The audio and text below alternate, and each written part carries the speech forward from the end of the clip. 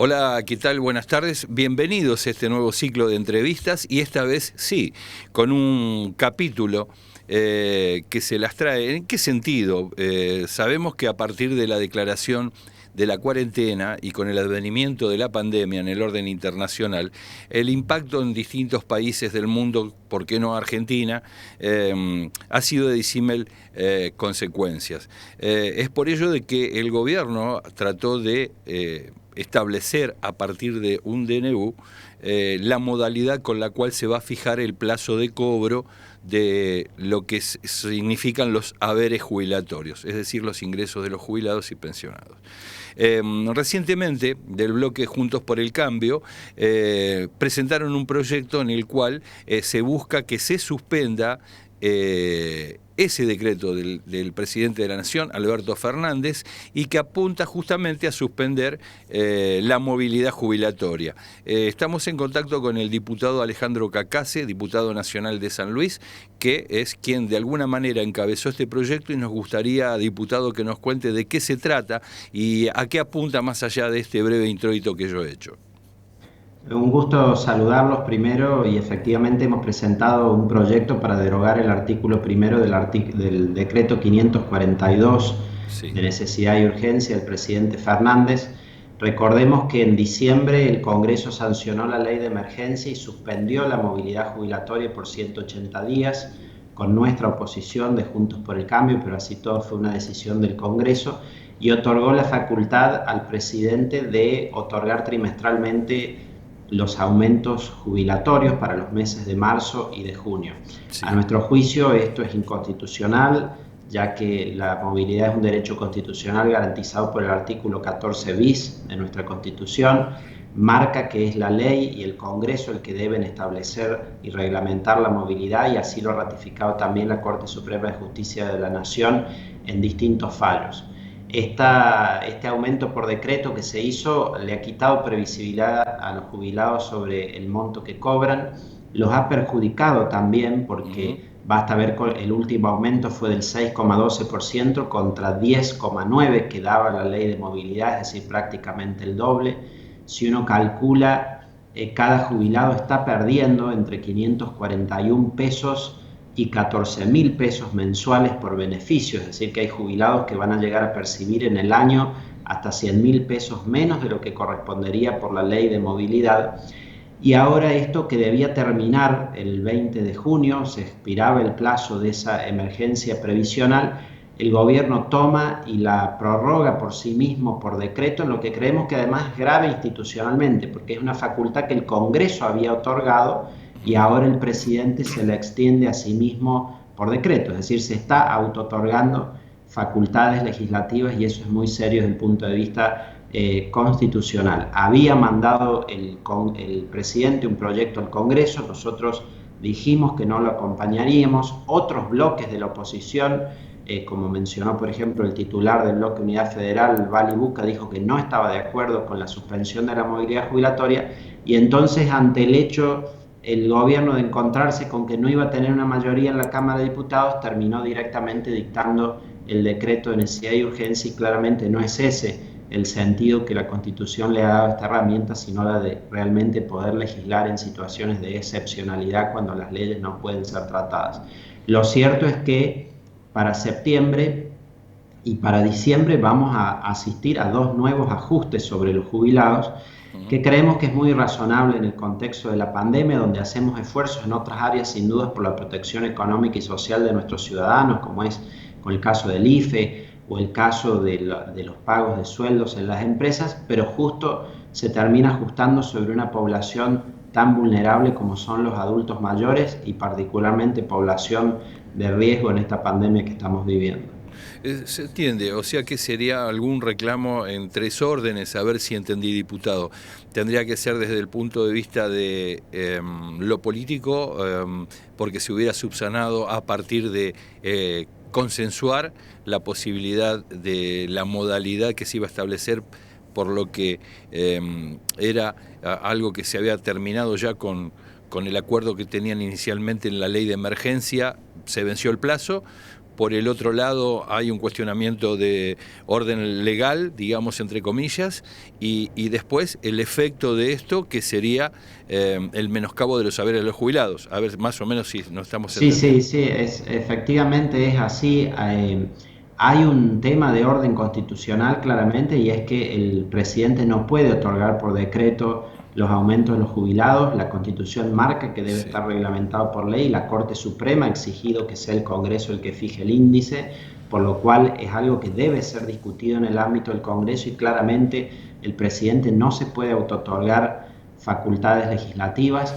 Nos preocupa que ya lo hizo con el decreto 457 que tenía que ver con las reasignaciones presupuestarias, lo vuelve a hacer con el tema de los jubilados y en general nos está llevando a un gobierno que es por decreto y legislando todo a partir de la decisión presidencial y no del Congreso. Pero además, sí. como usted marca, hay un claro perjuicio a los jubilados, es decir, no solo que pierden previsibilidad sobre lo que van a cobrar, de hecho para septiembre la fórmula ya marcaba el 9,88%, que iban a recibir de aumento, sino de que además se los perjudica porque terminan cobrando menos de lo que tocaba por la ley Claro. de movilidad, y en esto siento que hay una inconsistencia fuerte del gobierno que antes decía que la ley de movilidad perjudicaba a los jubilados y hoy ha pasado a decir que es impagable, es decir, que no quiere poner los recursos en definitiva para que los jubilados puedan cobrar. Entonces, detrás de toda la argumentación que ha dado el gobierno de la pandemia, de la circunstancia excepcional, de la solidaridad entre los jubilados y demás, lo cierto es que está produciendo un ajuste en eso. Ha habido cálculos del Instituto Argentino de Análisis Fiscal que marca un ahorro de 34.000 millones de pesos entre enero y agosto de este año, y esa es claramente la razón por la que se han tomado estas decisiones y se llevan también prolongadas hasta diciembre de este año. Ahora, diputados, ¿cuál sería la salida? Porque de alguna forma se da por sentado que se acepta que el hecho de la pandemia ha perjudicado las arcas del Estado. Por el otro no se puede a lo mejor analizar la fórmula jubilatoria que se aprobó en el año 18, a finales de diciembre del 18, y después el Estado Nacional que argumenta que no posee esos fondos porque deben ser reasignados en el marco de lo que es la pandemia del COVID-19. ¿Cuál sería el punto medio, si es que existe? ¿Y cuál sería la voluntad en este caso? No sé si han hecho alguna presentación judicial, le pregunto, del magistrado, ateniendo, ¿no?, que estamos en una situación de carácter especial. ¿Qué primaría según su entender? Claro, primero nosotros entendemos desde luego que hay que sancionar una nueva ley de movilidad previsional. Ese es un Sí. encargo que el Congreso nos ha hecho y se ha constituido una comisión especial para trabajar en esto.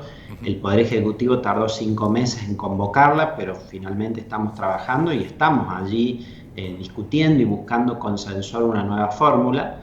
Es decir, que en algún momento vamos a resolver el tema, pero el asunto es que en el mientras tanto Sí. debe haber una decisión del Congreso sobre cómo aumentar y sobre todo debe haber una previsibilidad para los jubilados, que es lo que la Corte exige y no se está otorgando. Creo que el punto intermedio sería discutir la nueva fórmula de movilidad, pero Sí. mientras tanto aplicar la actual, que no es otra cosa que lo que la ley marca y lo que la jurisprudencia marca también. O sea que acá Nosotros quedaría una como laguna entre el plazo vencido del decreto de necesidad de urgencia, el tiempo que restaría para discutir cómo se va a hacer hasta que las comisiones respectivas se reúnan, discutan, Exacta, obtengan dictamen y vayan a una sesión. claro, claro, ¿Qué pasaría en exactamente, este porque tiempo? imaginemos que en ¿Cuánto diciembre. tardarían en llegar a esa ley pasando por comisiones y resolverlo a través de la sesión?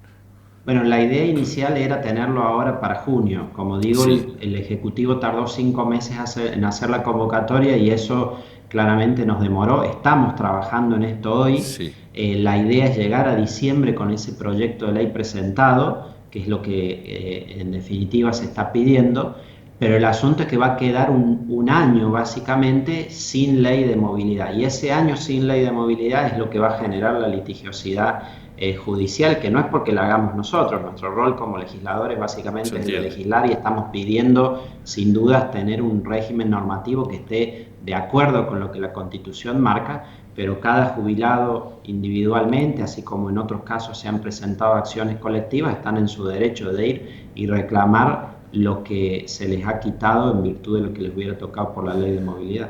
Está. Ahora, usted dice, Alejandro, que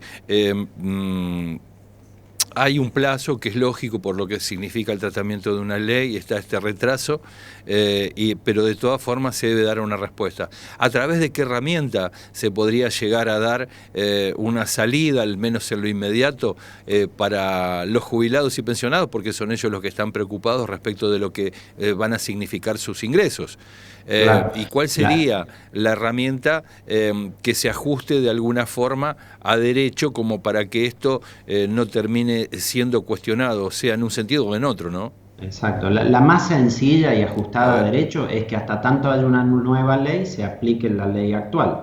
bien. Lo que no está de acuerdo a derecho es suspender las leyes por decreto, ¿no? Es una cosa, digamos, muy básica de cómo funciona nuestra legislación.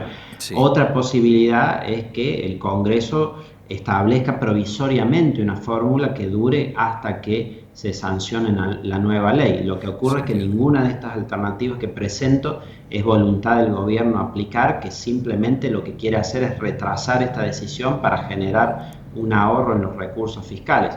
Y Sí. eso va a contramano de lo que marca la jurisprudencia, porque claramente la movilidad consiste en que se debe mantener en el tiempo el valor de las prestaciones de los haberes jubilatorios, y eso es Y, lo que está fallando en este momento. se entiende. ¿Y ustedes no sé si han tenido aproximaciones con el oficialismo o el bloque oficialista?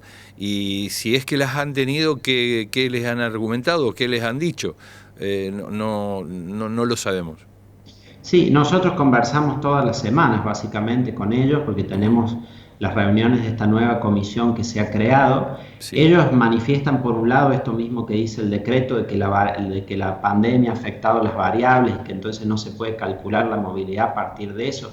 Eso ciertamente no compartimos y no es cierto, porque ujú, si la ley actual lo que hace es tomar el índice de precios del consumidor y la variación de los salarios al mes de marzo, cuando todavía no había tenido efecto la pandemia. Recordemos que el aislamiento fue dictado recién el 19 de marzo, y es por sí. eso que si se aplicara la ley le tocaría a los jubilados un aumento en septiembre del 9,88%.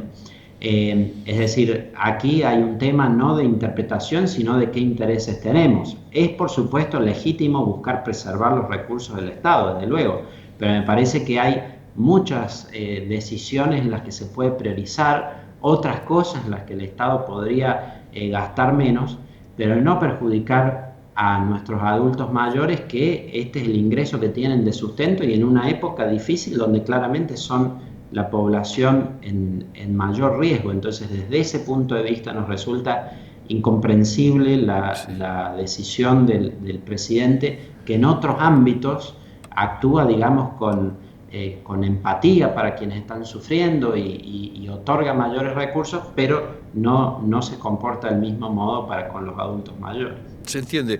¿Cómo imaginan los próximos días respecto de esto? Yo creo que si está hecha la presentación, eh, algún tipo de repercusión tendrá, ¿no? ¿Cómo lo Sí, imagina? sí, Ya es la bueno, última pregunta. creo sin duda que va a haber mucho debate en el Congreso sobre esto. Hoy Sí, presentamos este proyecto con más de 50 firmas de los diputados.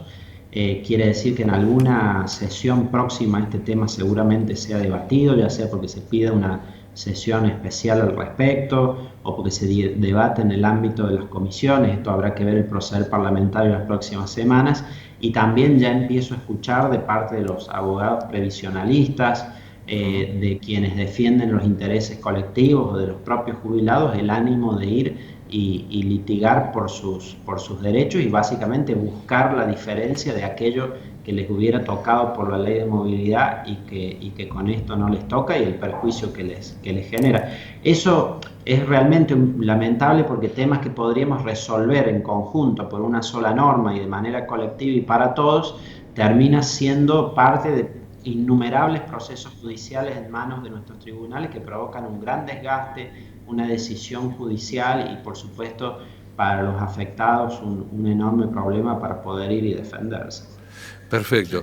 Bueno, desde ya yo le agradezco su tiempo de poder explicarnos todo esto, cuál es el sentido de la iniciativa, hacia dónde punta, sobre qué carriles ustedes piensan que se debe de alguna forma dirigir esta situación en la cual ustedes están describiendo una realidad que se presenta en el orden político, institucional y legal, y espero que estemos en contacto nuevamente para saber qué curso tuvo este planteo que llevó adelante su bloque. Cómo no, gracias a ustedes y a disposición cuando requieran. Por favor, gracias, diputado. Hasta luego. Bueno, escuchábamos al diputado Alejandro Cacase, diputado nacional de San Luis, quien junto al bloque Juntos por el Cambio hicieron una presentación en la cual están buscando derogar el DNU que suspendía la movilidad jubilatoria.